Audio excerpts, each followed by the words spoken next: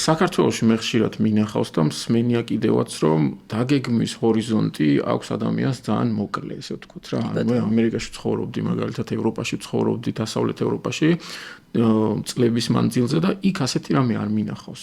რას ფიქრობ ამაზე?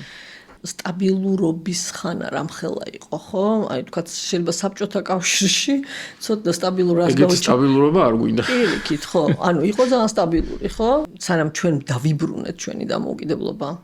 აღვადგინეთ ეს. აღვადგინეთ უბრალოდ, ხო? ანუ მაგამდე ისეთი დაგეგმილი იყო შენი მომავალი, ზუსტად იცოდი, რომ ხელფასი გექნებოდა, რაღაც გინდა ინჟინერი ყოფილიყავი, გინდა მასწავლებელი ერთი და იგივე პირობებში ცხოვრობდი, მაგრამ ჩემთვის ეგეთი მომავალი. შენ არ მონაწილეობდი მაგ დაგეგმვაში?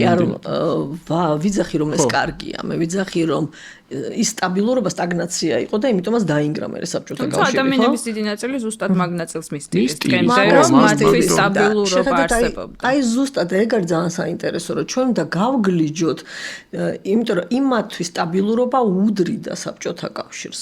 ანუ თუ ჩვენ ამას გავგლეჯთ და ვიტყვით, რომ საბჭოთა კავშირი კი არ უნდა ამას უნდა სტაბილურობა. მაშინ დავინახავთ რა უნდა ჩვენს მოქალაქეებს, ხო? თანამოქალაქეებს, იმიტომ რომ რატო შეიძლება გინდოდეს სიმახინჯე, რაც საბჭოთა კავშირს აქვს.